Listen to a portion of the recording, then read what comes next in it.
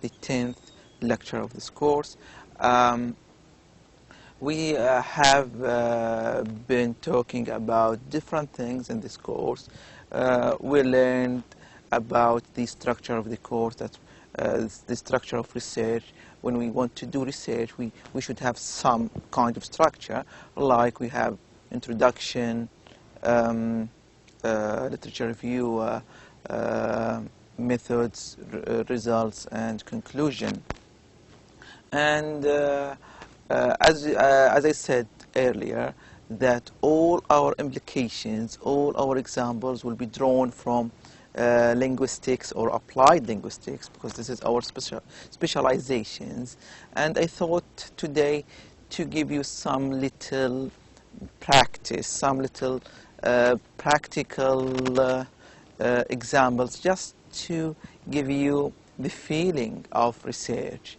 And as I said, a piece of research can be as little as just specifying the number of good and bad teachers in your school, for example, classifying your students into good and bad students. What I mean by good and bad students in terms of proficiency and language. So it can be as little and as small like that, and it can be more than that, and it can involve a lot of complications and a lot of data and analysis. So today's examples are very simple, very little, and very small. As I said, as applied linguists or as linguists in general, sometimes we care about the language itself, not the stakeholders or students or administrators or the school itself, the policies and everything. No, we care about the language itself. Say that you want to choose a text, a passage for your students, and you want to make sure that this text, this passage, is suitable to your students. It's not an easy job, believe me, especially if you want to select a text outside the materials, outside the textbook and the teaching materials. It's not an easy job at all. You need to be professional in picking up that piece of text. Why? Because it's not haphazard. It's not just like, well, I'm going to pick up this text, I'm going to choose that passage. No, you need to be systematic and you need to be professional. So this is the first example we are going to see here. The second example, and it is the most popular type of topics in research, that sometimes you want to find problems in your students' language. These problems called errors, students' errors, for example, in your course while they are writing, or errors while they speak, error in their grammar. These two topics are very popular in applied linguistic research, so this is why we are going to draw our examples from these two topics. So today's lecture is called "It's Still We Are Evolving in Data Collection." It is called "Defining Your Terms." So defining your terms. This is the first example, or this is the first task. As I said earlier, that you want to select a passage for your students. One way to measure the suitability of this text against your students is to measure the words in the text. You read the text and you see the words, whether they are familiar to your students, whether they are easy to your students. How can you know that? Just by comparing the words. Are these words familiar to your students by looking at the words in the textbook. In other words, have been these words introduced to your students before or not?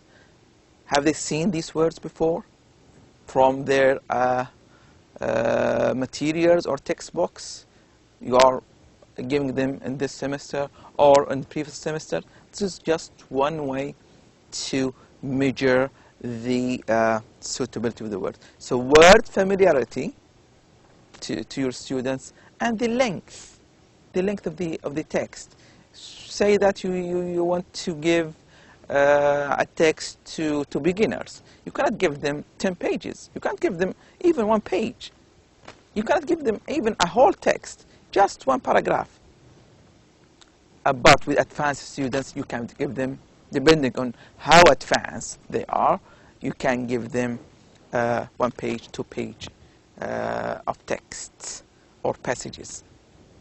So word difficulty, let's say, and the length of the text are 2 important criteria in selecting your text. There are different criteria, but let's focus on these 2 criteria: word difficulty and the length of the text. How can we count or measure the length of the text?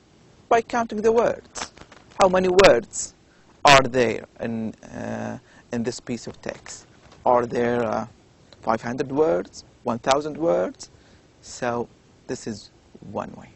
But before we do that, we need to define what a word is. If I ask you what a word is, someone would say a word is a word. A word, letters grouped together, and this is word. I know, but define what a word is.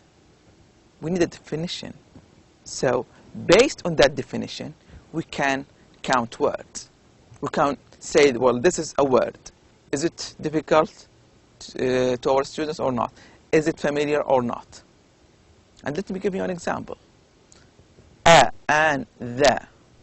Are you consider these words? How, where, which, what? Are you going to consider these words?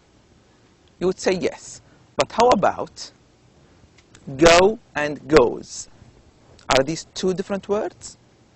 How about inform and information? Different words. Maybe, or just 1 word. So, you see, if you say, well, inform and informations are 2 different words, well, you have implicitly admitted that students need to study the word inform and information separately, although they belong to the same word family. If you have studied before, maybe morphology or syntax, we have something called word families. And inform is called the stem. And there are some inflectional words.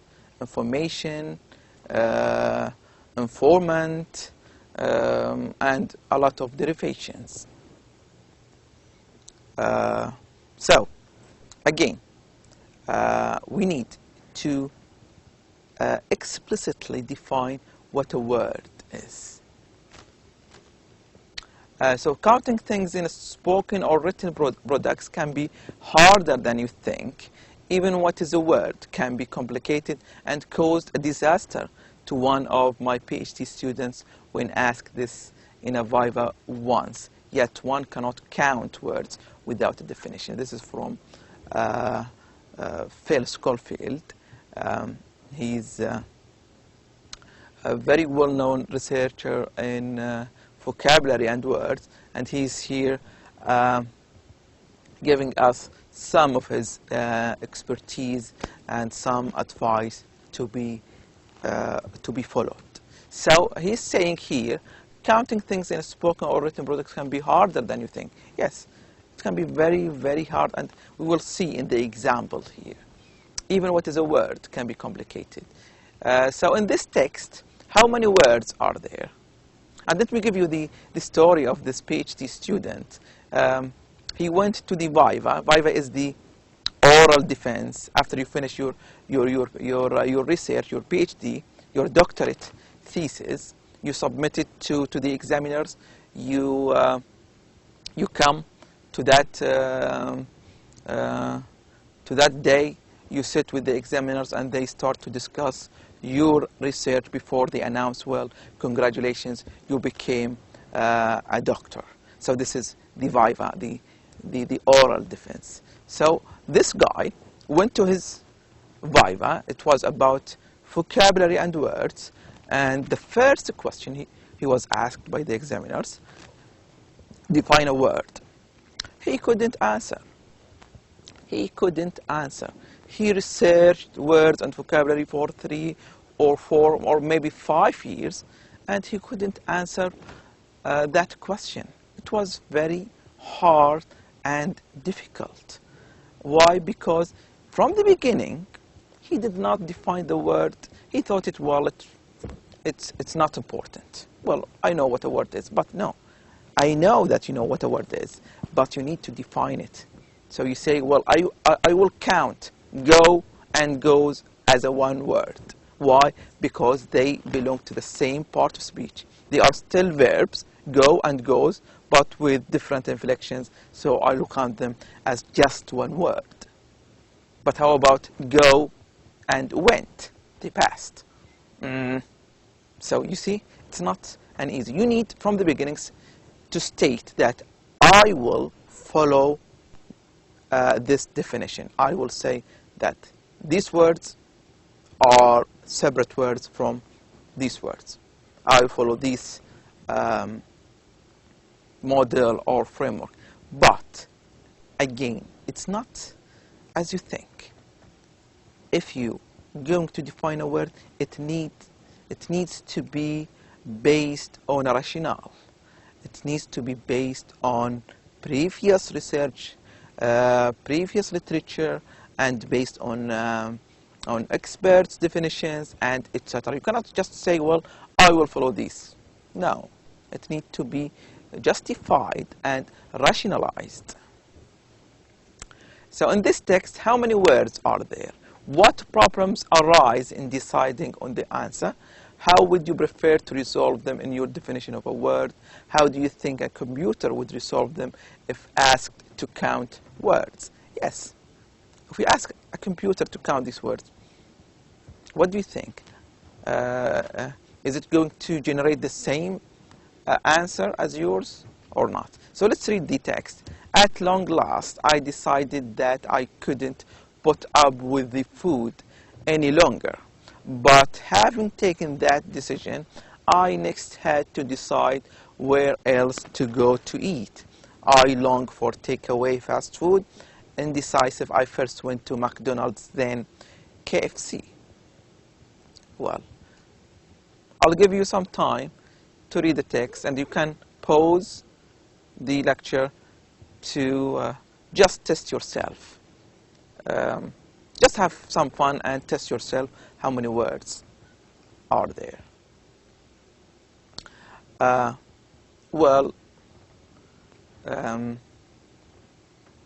Given that you had paused the lecture, I'll give you the answer here. I'll try just to help you. How many I's in the text? We have here I. We have here I, and here I. So 1, 2, 3, 4, 5, maybe 5 or 6 I. 6 I's, not I's, 6 I's, the letter I or the pronoun I are there in the text. Are you going to say, well, we have 6 words here, or just 1 word? Well, let me tell you that we have something called type and token. Type and token. So I is the type, and the number of repetitions of the same type is called tokens. The number of the reoccurrence of the same word is called token. So here we have one type, which is I, but 6 or 5 tokens. So this is very important. Are you going to count types, only types, or tokens as well? Well, for types, if you want just to see the spread of knowledge, the depth of knowledge of your students, you are going to be concerned with types only, because you are not concerned with the how many times they repeat the same word. So if you are concerned with the quality of the writing of your students or the quality of speech of your students, and you want to see how many different words, not the same words, you are concerned with the type. But if this is not of your concern, not of your interest, maybe you go to the token style. You are going to count every repeated word. We have long here, the same long, maybe. We have long 2 times here, maybe 2, yes, 2. So again here, we have one type, which is long, but how many tokens? 2 tokens, because it was repeated 2 times. And you have the word longer. Again, long and longer, 2 different words or not. You need to decide. You need to decide on this. We have something called, I don't want to go deeper into vocabulary, because this is my specialization, and I like talking about vocabulary. By the way, it happened by chance that this example is here. I did not mean, it was not meant to be squeezed in this course. We have something called, as I said, word families and lemma. Word families, as I said, different words belong to the same word family. Informant, information, inform, with different part of speech. With lemma, it's still the same part of speech, but with different inflections. Okay? So long and longer, adjective. Okay? Still, they are adjective. Go and goes, still, verb, but with different inflections. Are you going to count lemmas as well, as different words or as the same word? So you see, different problems arise when you want to decide how many words to count in a text. Why? Just because you want to decide on the suitability of the text to your students, whether this text is suitable, easy to your students or not. So you see, it's not a very easy job, and still it's considered a piece of research. You can have this as a piece of research. You go and present it as a piece of research. You say, well, I have selected this text and I found blah blah blah blah with some numbers and statistics. So this is just an example, and it can be harder if we look at T units. T units is something larger than just a piece of words. It's called sometimes chunking or chunk words. So a T word, it is called terminable unit, abbreviated as T unit. And here are some examples. When I got home, this is a T unit. The new TV I ordered. Yesterday was on the doorstep. John got up and left the room. John got up and Mary left the room. So all of these T units, and deciding on them, still very, very difficult. Using T units, sometimes the more T units in a text, it means the more advanced it is. So sometimes you would like to use T units to measure the difficulty or the stability of a text to your advanced students. sometimes it is crucial and it's not easy to differentiate between two texts in terms of difficulty. You refer to T units as one way to measure the difficulty of the text. So I'll leave you with this task just to give you a flavor, just to warm you up for research. And as I said earlier, this course prepares you for the next course and for your life. You never know, after maybe 5-6 years, you will be asked to be involved in research, or maybe you will continue doing your master and PhD. This course is very helpful, and it prepares you very well for that time. Last but not least, as I said, it's very popular in research that researchers and teachers want to know the errors of their students, and they want sometimes to classify them. And here we have some kind of classification. Grammar error, grammatical errors. Students say, for example, he go instead of he goes. This is an error. Vocabulary errors. They want, for example, to say kulliya, and they say kidney, which is kilya. This is a vocabulary error. L1 induced error, that means the error is coming from L1 because they are thinking in Arabic, they are producing these problems. This is just one way to classify the errors. But do you see any problems? Yes, I can see a problem because the errors can be from L1. L1 is the source of the problem. L1 is the source of the problem, and it can be grammar, vocab, and we can have L2, which is English, grammar, and vocab. So this is just one way to improve the classification if you are interested in finding errors.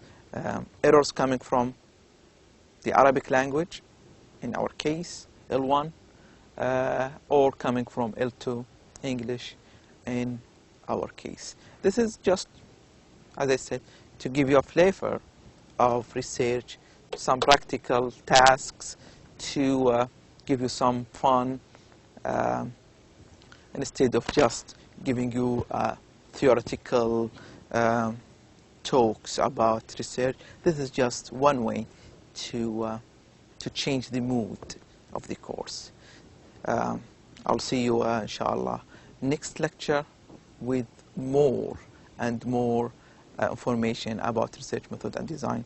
Thank you for watching or listening, and all the best.